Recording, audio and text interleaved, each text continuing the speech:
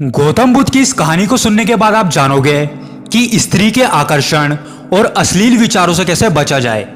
एक बार एक युवा राजकुमार गौतम बुद्ध के पास उनका शिष्य बनने के लिए आता है। अगले ही दिन महात्मा बुद्ध उस राजकुमार को एक श्रविका यानी एक फीमेल मॉन्क के घर भिक्षा लेने के लिए भेज देते हैं। जब वो राजकुमार रास्ते से जा रहा था तो उसके मन में बहुत से विचार आ रहे थे। वो मन ही मन सोच रहा था कि आज तो मुझे जो भी रूखा सूखा मिलेगा मुझे वो ही खाना पड़ेगा, क्योंकि मुझे जो भोजन पसंद है वो तो मुझे मिलेगा नहीं। लेकिन जैसे ही वो राजकुमार उस श्रविका के घर गया तो उसने देखा कि उसकी थाली में वो ही भोजन परोसा गया है जो उसे सबसे ज़्यादा पसंद था। लेकिन फिर उसने सोचा कि यह कोई संयोग होगा, जो मुझे पसंद है क्या पता वही आज इनके घर में बनाओ। फिर वो राजकुमार खाना खाने के लिए बैठ जाता है। जब वो खाना खा रहा था तो उसने सोचा कि रोज तो खाना खाने के बाद मैं 2 घड़ी सो जाया करता था, लेकिन आज तो धूप में ही वापस लौटना पड़ेगा। तभी वो श्रविका उससे बोलती है कि हे भिक्षु, आपकी बहुत कृपा होगी अगर आप खाना खाने के बाद 2 घड़ी विश्राम कर ले। ये सुनने के बाद वो राजकुमार बहुत ही हैरान हो गया। उसने सोचा कि जिस वक्त मेरे मन में विश्राम का विचार आया उसी वक्त ही श्रविका ने मुझे विश्राम के लिए कैसे बोल दिया। लेकिन फिर उस राजकुमार ने इसे भी संयोग समझ के जाने दिया। फिर उस श्रविका ने चटाई बिछाई। वो राजकुमार जैसे उस पर लेटा उसके मन में विचार आया कि आज से तो इसी चटाई पर लेटना पड़ेगा, क्योंकि राजमहल छोड़ने के बाद अब तो आसमान ही अपनी छत है और जमीन ही अपना बिछोना। वो राजकुमार इस बारे में सोच ही रहा था कि तभी वो श्रविका आके बोलती है कि हे बनते, आप ऐसा क्यों सोच रहे हैं? महात्मा बुद्ध से बड़ा कोई साया नहीं, जमीन से बड़ा कोई बिछोना नहीं और आसमान से बड़ी कोई छत नहीं, इसलिए आप ऐसा बिल्कुल भी ना सोचें। ये सुनने के बाद उस राजकुमार के होश उड़ गए। अब वो इस बात को एक संयोग मानने के लिए तैयार नहीं था। फिर वो श्रविका से पूछता है कि क्या मेरे मन के सारे विचार तुम तक पहुंच जाते हैं? वो श्रविका बोलती है, जी हाँ, पहले तो मैंने अपने विचारों का निरीक्षण करना शुरू किया था। मैं अपने विचारों को देखती थी, लेकिन यह कर करके मेरे विचार शून्य हो गए हैं। अब चाहकर भी मेरे मन में कोई भी विचार नहीं आता, लेकिन अब जो भी व्यक्ति मेरे आसपास होता है मैं उसके विचार पढ़ लेती हूँ। उसके विचार भी मेरे निरीक्षण में आ जाते हैं। यह सुन के वो राजकुमार कांपने लगता है और अपना झोला उठा के वो वहाँ से भाग जाता है।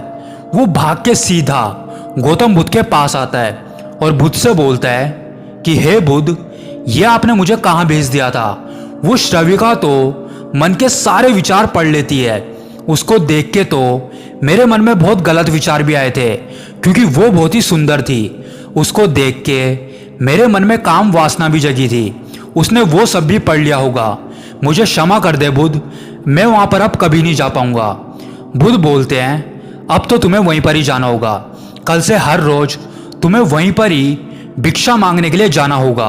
वो राजकुमार बोलता है, मुझे क्षमा कर दे बुद्ध, मैं वहाँ पर नहीं जा सकता, क्योंकि उस श्रविका ने मेरे मन के सारे विचार पढ़ लिए हैं। मैं तो अब उससे नजरें भी नहीं मिला पाऊंगा।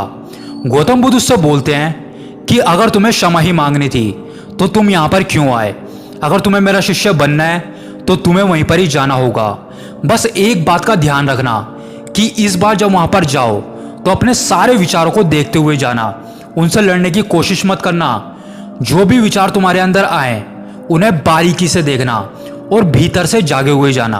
अगले दिन वो राजकुमार उस श्रविका के घर जाने लगता है। वो बहुत ही डरा हुआ था। जैसे जैसे वो कदम आगे बढ़ा रहा था उसकी दिल की धड़कनें भी बहुत बढ़ी जा रही थी। उसका पूरा ध्यान अपने विचारों की तरफ था। हल्की सी सांस भी आती जाती तो वो भी उसे सुनाई दे रही थी। जैसे जैसे वो श्रविका के घर के पास पहुंच रहा था उसका ध्यान और भी बढ़ा जा रहा था। वो पूरी तरह से जगा हुआ था और अपने हर एक विचार को बड़े ध्यान से देख रहा था। जैसे ही वो श्रविका के घर के पास पहुंचा उसके सारे विचार शून्य हो गए। उसने वहां पर बैठ के भोजन किया और भोजन करके वो वहां से वापस आ गया। जब वो वहां से लौट रहा था तो आज वो बड़ा झूमता हुआ आ रहा था और वो महात्मा बुद्ध के पास आके बोला कि बुद्ध, आज तो कमाल हो गया, आज मेरे मन में कोई भी विचार नहीं आया।